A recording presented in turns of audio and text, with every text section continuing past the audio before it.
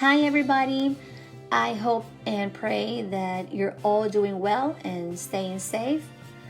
Amidst all this coronavirus pandemic, all the chaos and confusion, one of the most important things is to stay informed of the different ways that you can protect yourself, your loved ones, your employees, and really everybody around.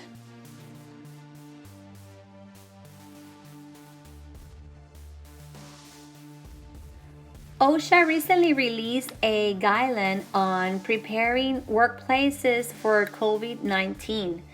And so this guidance is not a standard or regulation, and it creates no new legal obligations.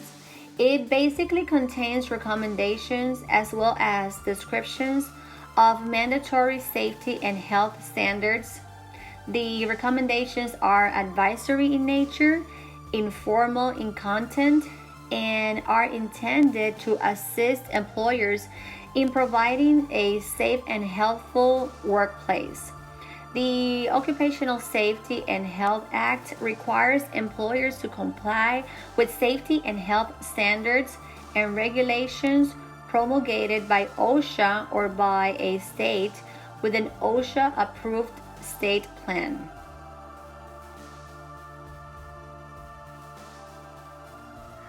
As many of you may already know, coronavirus disease 2019 or COVID-19 is a respiratory disease caused by the SARS-CoV-2 virus.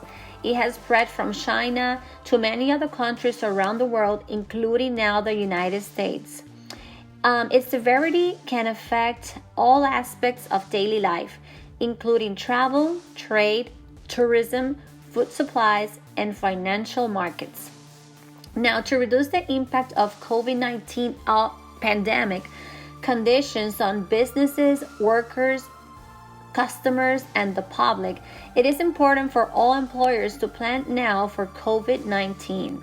For employers who have already planned for influenza pandemics, planning for COVID-19 may involve updating plans to address the specific exposure risks, sources of exposure, routes of transmission, and other unique characteristics of SARS-CoV-2. Example that compared to pandemic influenza viruses. Employers who have not prepared for pandemic events should do so now.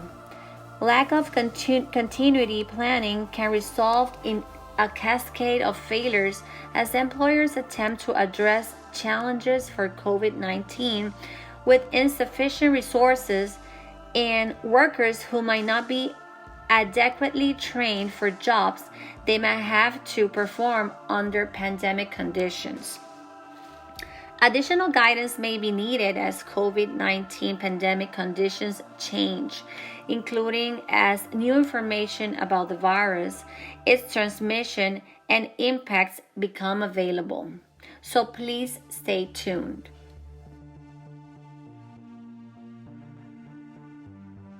For the latest information about COVID-19 and the global pandemic, just visit the U.S. Department of Health and Human Services Centers for Disease Control and Prevention website, which I will be linking the address in the description box below. Also, the OSHA COVID-19 webpage offers information specifically for workers and employers.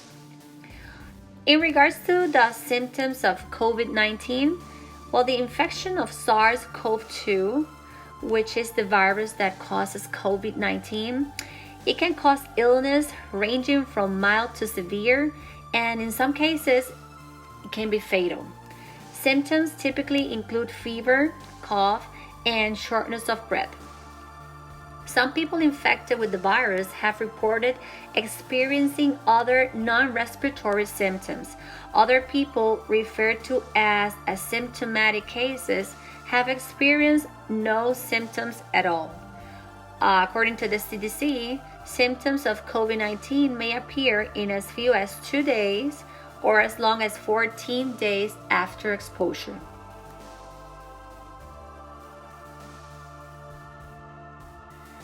The virus is thought to spread mainly from person to person, including between people who are in close contact with one another, and that's within 6 feet, and through respiratory droplets produced when an infected person coughs or sneezes. These droplets can land in the mouth or noses of people who are nearby or possibly be inhaled into the lungs.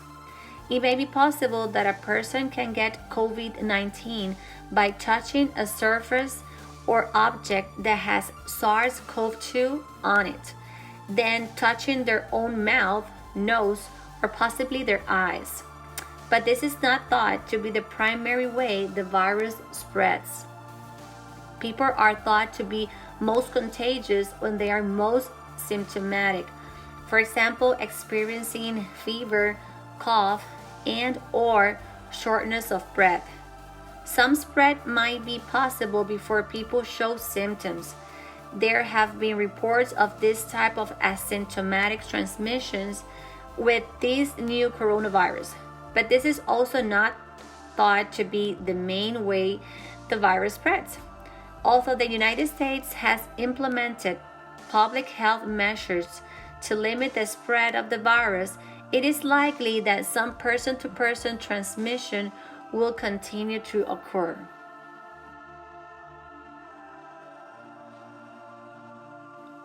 Under conditions associated with widespread person-to-person spread, multiple areas of the United States and other countries are seeing many impacts at the same time. As a result, workplaces may experience absenteeism. Workers could be absent because they are sick, are caregivers for sick family members, are caregivers for children. Of many schools are now closed. Daycare centers are also closed. They could be absent because they have at-risk people at home, such as immunocompromised family members, or are just afraid to come to work because of fear of possible exposure. Workplaces may also experience change in patterns of commerce. Consumer demand for items related to infection prevention, example respirators, is likely to increase significantly, while consumers' interest in other goods may decline. Consumers may also change shopping patterns because of COVID-19 pandemic. Consumers may try to shop at off-peak hours to reduce contact with other people, show increased interest in home delivery services, or prefer other options such as drive-through services to reduce person-to-person contact. Workplaces may also experience interrupted supply delivery. Shipments of items from geographic areas severely affected by COVID-19 may be delayed or canceled with or without notification.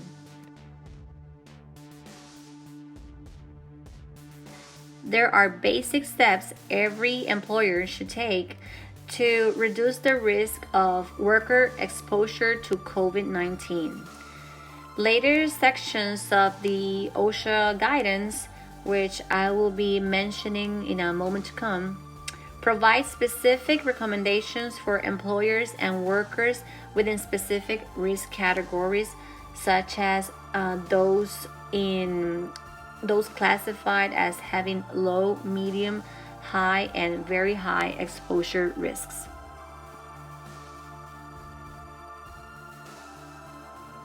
If you have not developed one by now, develop an infectious disease preparedness and response plan that can help guide protective actions against COVID-19.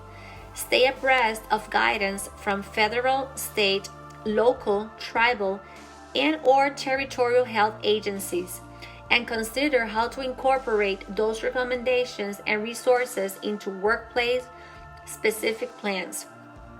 Plans should consider and address the levels of risk associated with various work sites and job tasks workers perform at those sites. Such considerations may include non-occupational risk factors at home and in community settings, controls necessary to address those risks, the where, how, and to what sources of COVID-19 might workers be exposed, including the general public, customers and co-workers, and sick individuals or those at particularly high risk of infection. Example, international travelers who have visited locations with widespread sustained COVID-19 transmissions, healthcare workers who have had unprotected exposure to people known to have or suspected of having COVID-19, and finally, workers' individual risk factors. Example, older age, presence of chronic medical conditions, including immunocompromising conditions, and pregnancy.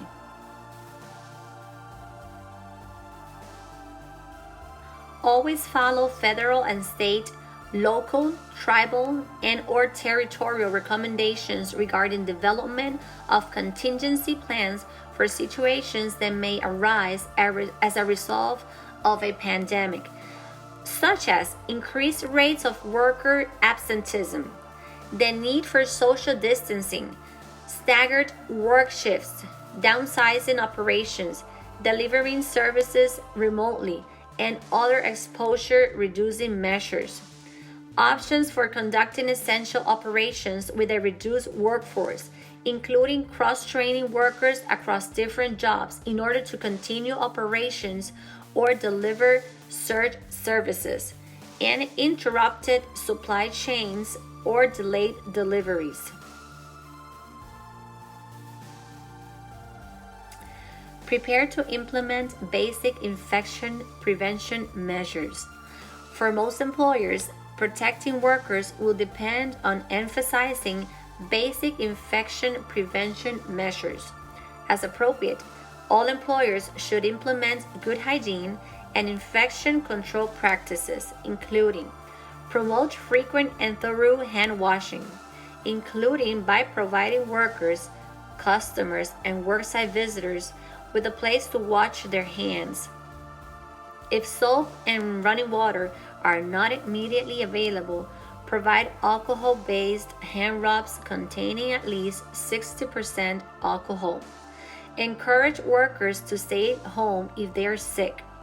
Encourage respiratory etiquette, including covering coughs and sneezes.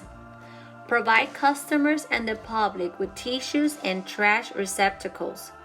Employers should explore whether they can establish policies and practices, such as flexible work sites, example, telecommuting, and flexible work hours, example, staggered shifts, to increase the physical distance among employees and between employees and others. Discourage workers from using other workers' phones, desks, offices, or other work tools and equipment when possible. And maintain regular housekeeping practices, including routine cleaning and disinfecting of surfaces, equipment, and other elements of the work environment. When choosing cleaning chemicals, employers should consult information on Environmental Protection Agency approved disinfectants labels with claims against emerging viral pathogens. Products with EPA approved emerging viral pathogens claims are expected to be effective against COVID-19 based on data for harder to kill viruses.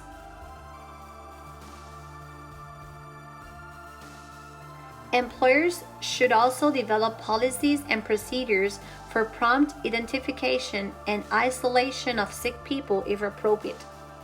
Prompt identification and isolation of potentially infectious individuals is a critical step in protecting workers, customers, visitors, and others at a work site. Employers should also inform and encourage employees to self-monitor for signs and symptoms of COVID-19 if they suspect possible exposure. Employers should develop policies and procedures for employees to report when they are sick or experiencing symptoms of COVID-19. Where appropriate, employers should develop policies and procedures for immediately isolating people who have signs or symptoms of COVID-19 and train workers to implement them. Move potentially infectious people to a location away from workers, customers, and other visitors.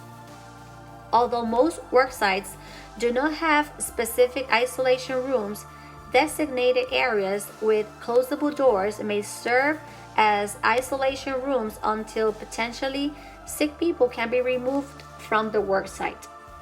Take steps to limit spread of the respiratory secretions of a person who may have COVID-19.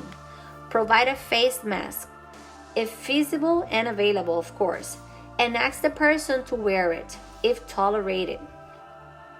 If possible, isolate people suspected of having COVID-19 separately from those with confirmed cases of the virus to prevent further transmission, particularly in work sites where medical screening or healthcare activities occur, using either permanent or temporary barriers, such as plastic sheeting. Restrict the number of personnel entering isolation areas. And protect workers in close contact with a sick person or who have prolonged, repeated contact with such persons by using additional engineering and administrative controls, safe work practices, and PPEs.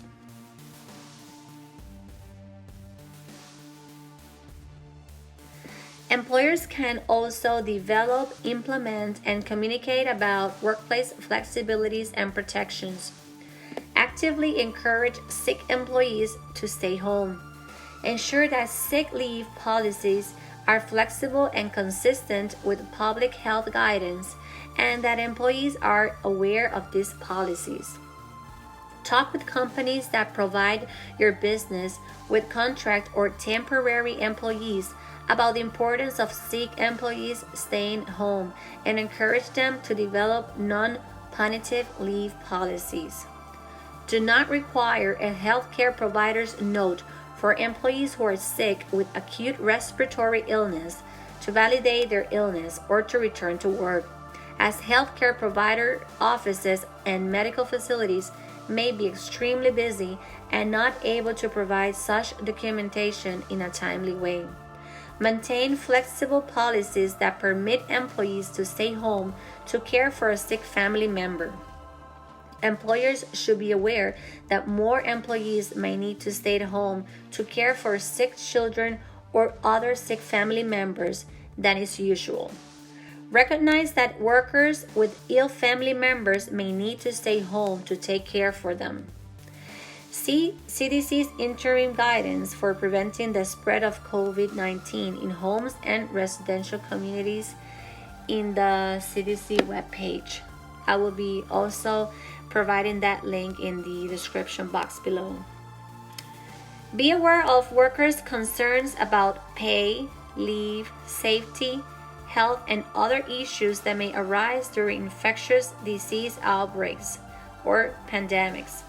Provide adequate, usable, and appropriate training, education, and informational material about business essential job functions and worker health and safety, including proper hygiene practices and the use of any workplace control. Informed workers who feel safe at work are less likely to be unnecessarily absent. And finally, work with insurance companies and state and local health agencies to provide information to workers and customers about medical care in the event of a COVID-19 pandemic, which is actually occurring right now.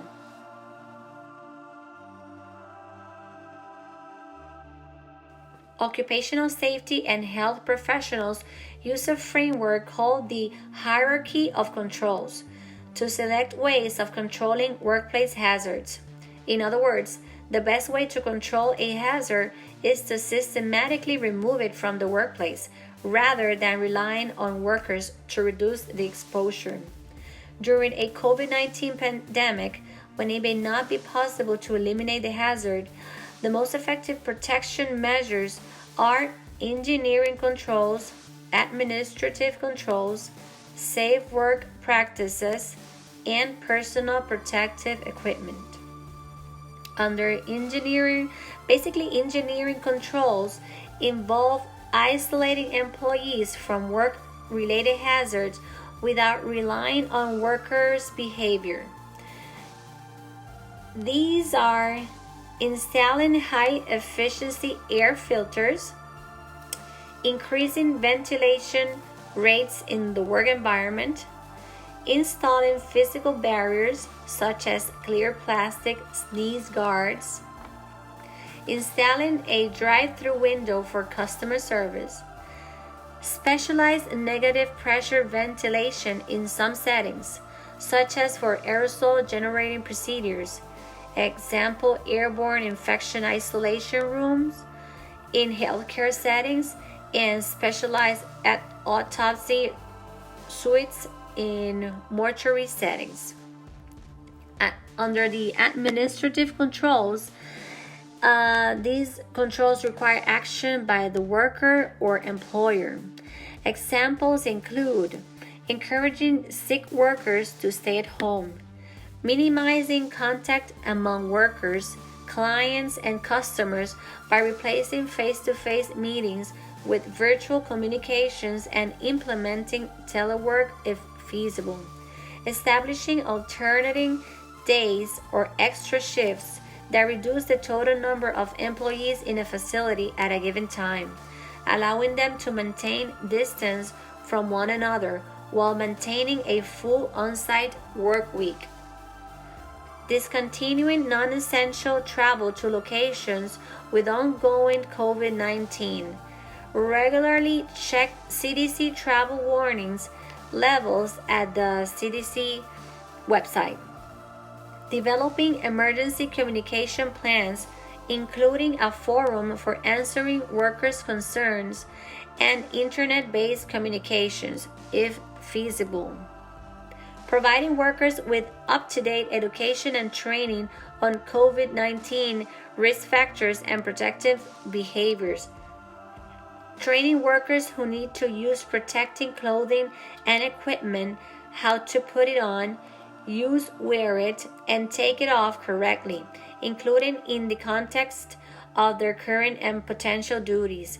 Training materials should be easy to understand and available in the appropriate language and literacy level for all workers. Safe work practices are types of administrative controls that include procedures for safe and proper work used to reduce the duration, frequency, or intensity of exposure to a hazard. Examples are providing resources and a work environment that promotes personal hygiene. For example, provide tissues, no-touch trash cans, hand soap, alcohol-based hand rubs containing at least 60% alcohol, disinfectants, and disposable towels for workers to clean their work surfaces. Requiring regular hand washing or using of alcohol-based hand rubs. Workers should always wash hands when they are visibly soiled and after removing any personal protective equipment. Post hand washing signs in restrooms.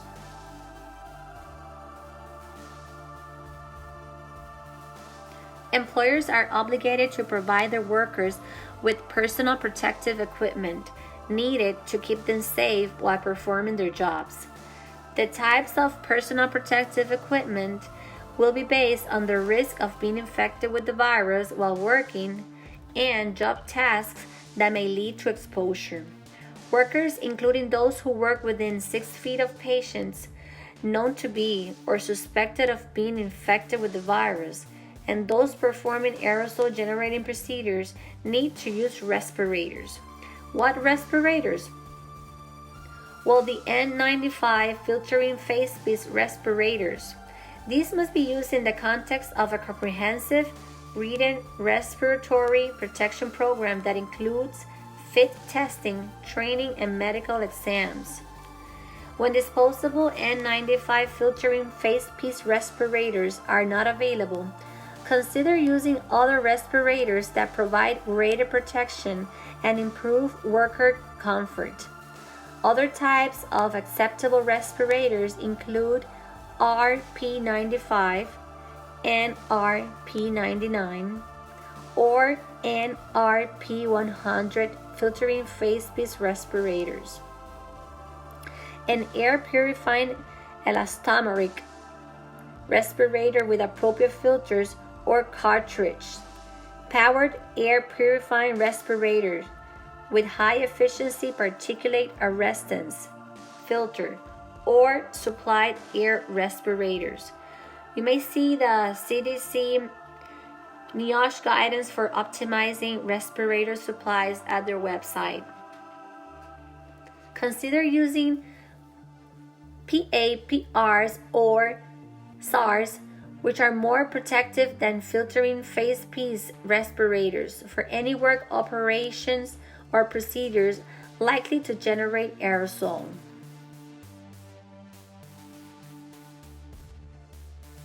Use a surgical N95 respirator when both respiratory protection and resistance to blood and body fluids is needed. Face shields may also be worn on top of a respirator to prevent bulk contamination of the respirator. Ensure that the face shield does not prevent airflow through the respirator.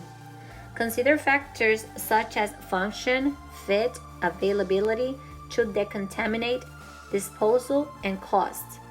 OSHA's Respiratory Protection e-tool provides basic information on respirators such as medical requirements, maintenance and care, fit testing, written respiratory protection programs, and voluntary use of respirators, which employers may also find beneficial in training workers. All of these website links I will be also adding in the description box below. Respirator training should address selection, use, proper disposal or disinfection, inspection for damage, maintenance, and the limitation of respiratory protection equipment.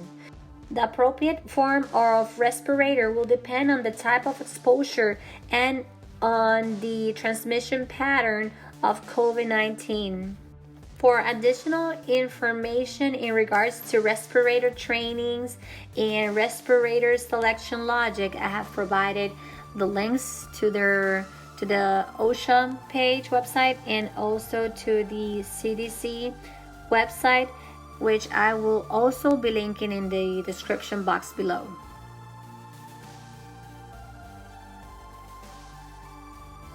Exceeding OSHA standards may apply to protecting workers from exposure to and infection with SARS-CoV-2. While there is no specific OSHA standard covering SARS-CoV-2 exposure, some OSHA requirements may apply to preventing occupational exposure to SARS-CoV-2. Among the most relevant are the OSHA Personal Protective Equipment Standards, which require using gloves, eye and face protection, and respiratory protection.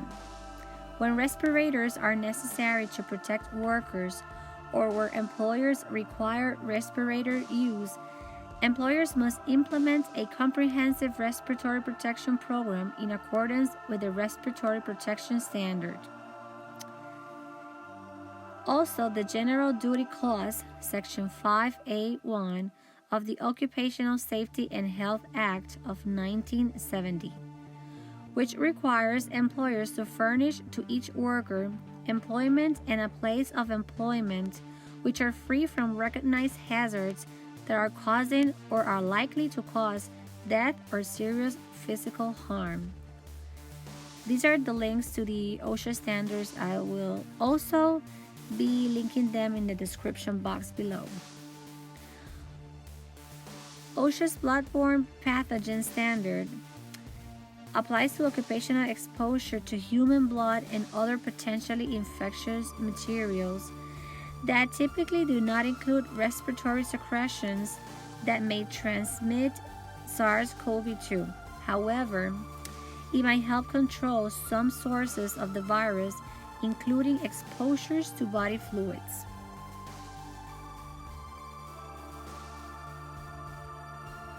OSHA has divided job tasks into 4 risk exposure levels.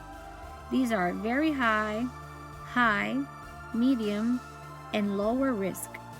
The occupational risk pyramid shows the 4 exposure risk levels in the shape of a pyramid to represent probable distribution of risks. Most American workers will likely fall in the lower exposure risk or medium exposure risk levels.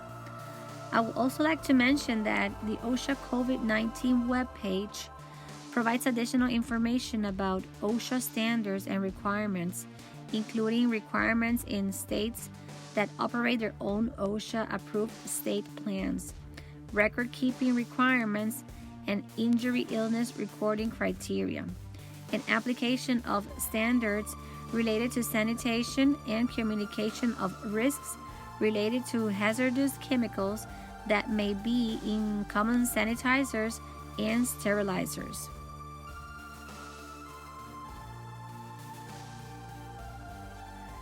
Very high exposure risk jobs are those with high potential for exposure to known or suspected sources of COVID-19 during specific medical, postmortem, or laboratory procedures.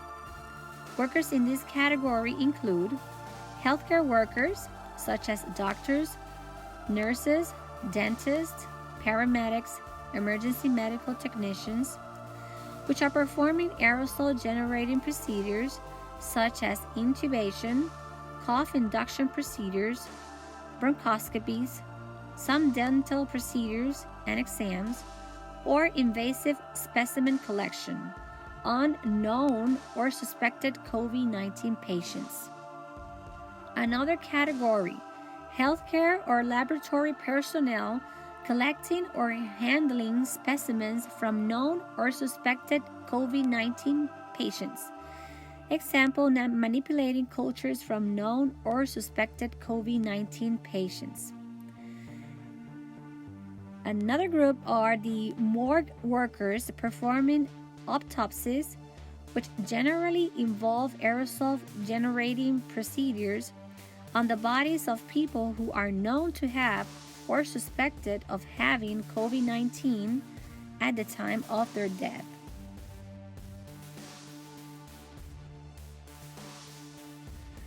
High exposure risk jobs are those with high potential for exposure to known or suspected sources of COVID-19.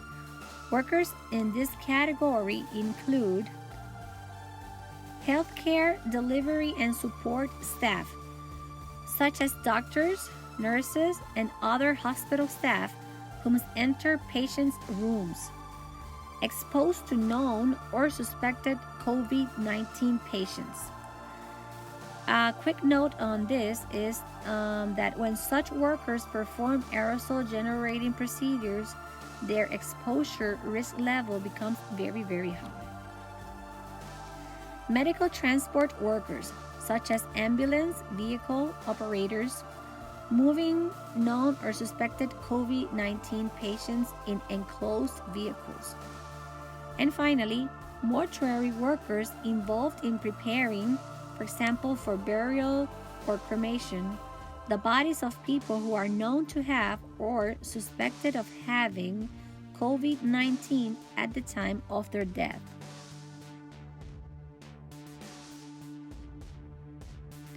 Now, what to do to protect very high or high exposure risk workers? In workplaces where workers have high or very high exposure risk, employers should follow the steps all employers can take to reduce workers' risk of exposure to SARS-CoV-2 discussed earlier in this presentation, and also implement the following control measures. engineering controls. Ensure appropriate air handling systems are installed and maintained in healthcare facilities. The guidelines for environmental infection control in healthcare facilities has additional information on air handling systems.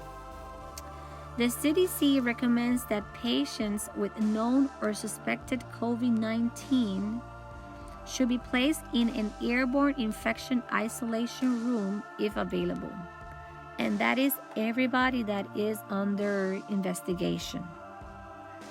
Use isolation rooms when available for performing aerosol generating procedures on patients with known or suspected COVID-19.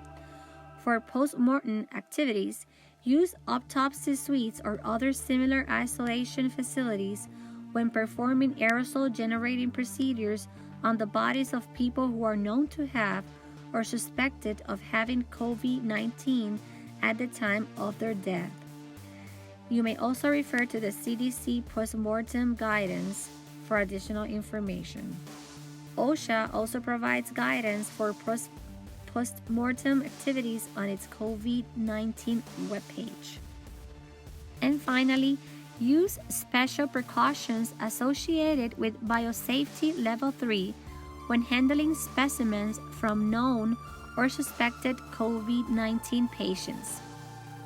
The U.S. Department of Health and Human Services webpage has additional information about biosafety levels.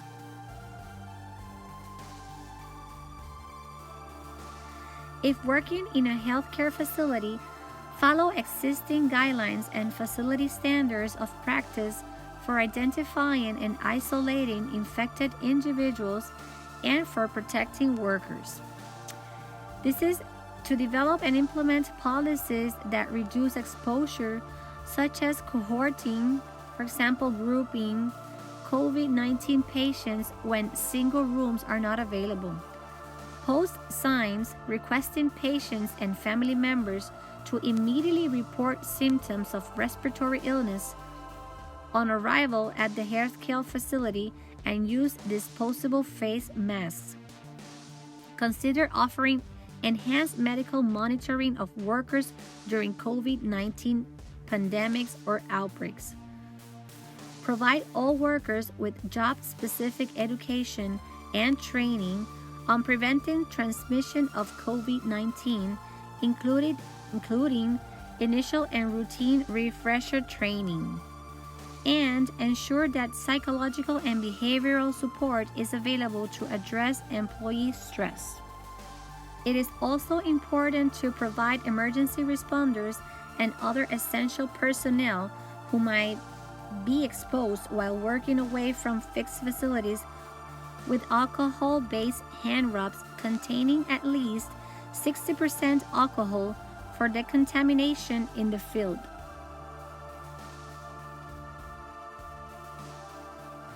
Most workers at high or very high exposure risk likely need to wear gloves, a gown, a face shield or goggles, and either a face mask or a respirator, depending on the job task and exposure risk. Those who work closely with patients known to be or suspected of being infected with the virus should wear respirators. Personal protective equipment ensembles may vary, especially for workers in laboratories or mortuary facilities who may need additional protection against blood, body fluids, chemicals, and other materials to which they might be exposed. Additional personal protective equipment may include medical surgical gowns, fluid-resistant coveralls, aprons, or other disposable or reusable protective clothing. Gowns should be large enough to cover the areas requiring protection. It is important to know that workers who dispose of personal protective equipment and other infectious waste must also be trained and provided with appropriate personal protective equipment. If you go to the CDC webpage and look under the healthcare associated infections, you will also be able to find additional information on infection control and healthcare facilities. For this, you would have to go to www.cdc.gov/HAI.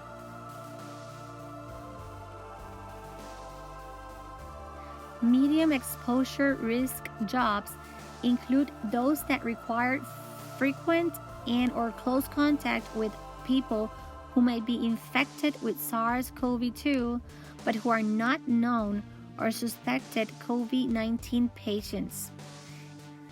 In areas without ongoing community transmission, workers in this risk group may have frequent contact with travelers who might return from international locations with widespread COVID-19 transmissions. In areas where there is ongoing community transmission, workers in this category may have contact with the general public. For example, schools, high population density work environments, and some high volume retail settings.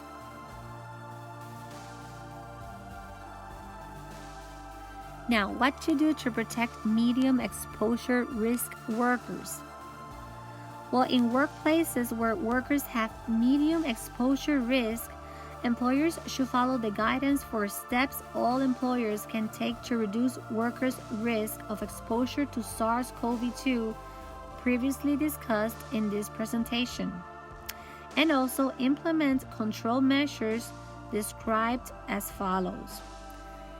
The engineering controls. This is to install physical barriers such as clear plastic sneeze guards where feasible. Also, consider offering face masks to ill employees and customers to contain respiratory secretions until they are able to leave the workplace. For example, for medical evaluation, care, or to return home. In the event of a shortage of masks, a reusable face shield that can be decontaminated may be an acceptable method of protecting against droplet transmissions. For this, you can also refer to the CDC NIOSH guidance for optimizing respirator supplies, which discusses the use of surgical masks. So moving on. Employers should also keep customers informed about symptoms of COVID-19 and ask sick customers to minimize contact with workers until healthy again, such as by posting signs about COVID-19 in stores where sick customers may visit, example, pharmacies, or including COVID-19 information in automated messages sent when prescriptions are ready for pickup. When appropriate, limit customers and the public's access to the worksite, or restrict access to only certain workplace areas. Consider strategies to minimize face-to-face contact.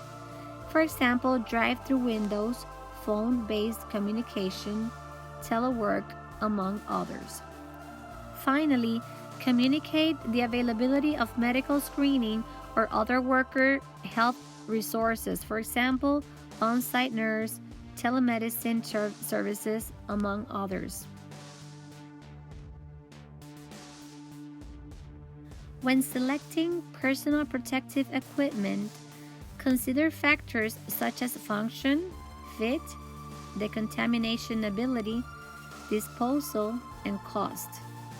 Sometimes when these equipments will have to be used repeatedly for a long period of time, a more expensive and durable type of personal protective equipment may be less expensive overall than disposable personal protective equipment. Each employer should select the combination of personal protective equipment that protects workers specific to their workplace.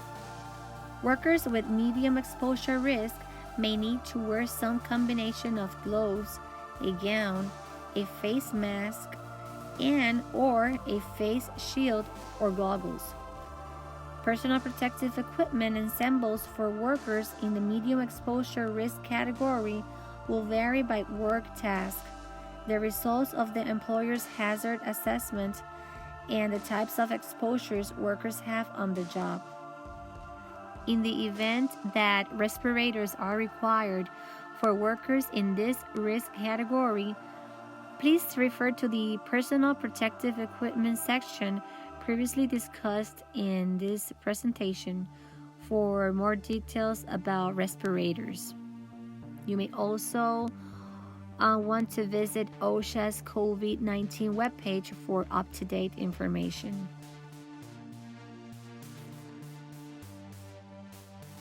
Lower exposure risk jobs are those that do not require contact with people known to be or suspected of being infected with SARS-CoV-2, nor frequent close contact with the general public. Workers in this category have minimal occupational contact with the public and other coworkers. Now, what to do to protect lower exposure risk workers?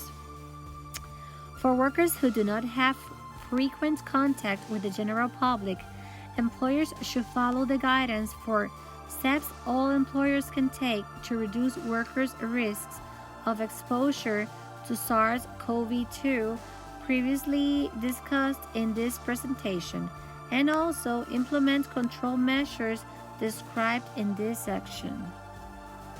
Additional engineering controls are not recommended for workers in the lower exposure risk group. Employers should ensure that engineering controls, if any, used to protect workers from other job hazards continue to function as intended. Monitor public health communications about COVID-19 recommendations and ensure that workers have access to that information. Employers should collaborate with workers to designate effective means of communicating important COVID-19 information. Additional personal protective equipment is not recommended for workers in the lower exposure risk group, and workers should continue to use the personal protective equipment that they will ordinarily use for other job tasks.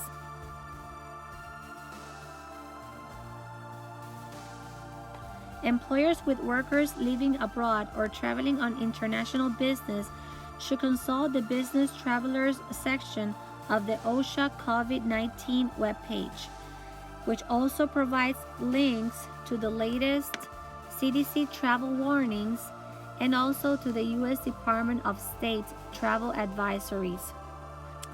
Employers should communicate to workers that the Department of State cannot provide Americans traveling or living abroad with medications or supplies, even in the event of a COVID-19 outbreak or pandemic.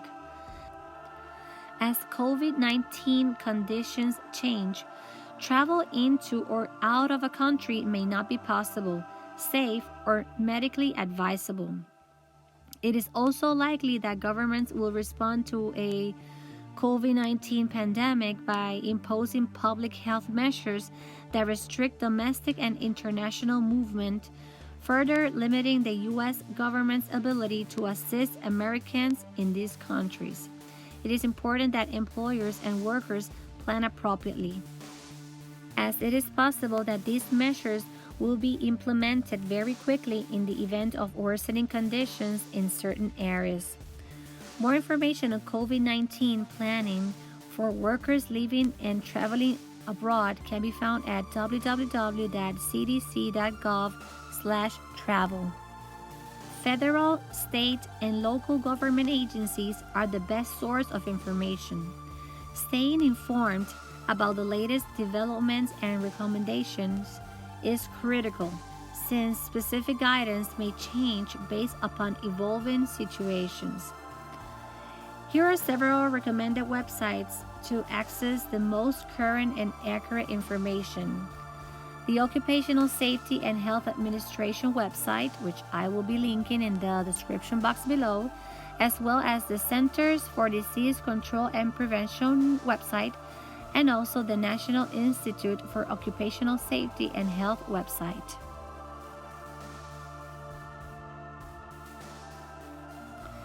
Please share this information with as much people as possible so that we can all help in protecting ourselves and everyone around us from this virus. I would like to end by thanking those workers that, regardless of the risk of this coronavirus, are out there risking their lives for the good of others. The delivery guys, the nurses, the surgeons, doctors, supermarket personnel, pharmaceutical personnel, airport personnel, and so on. Please be diligent and please be safe. God bless each and every one of us. Thank you so much for listening.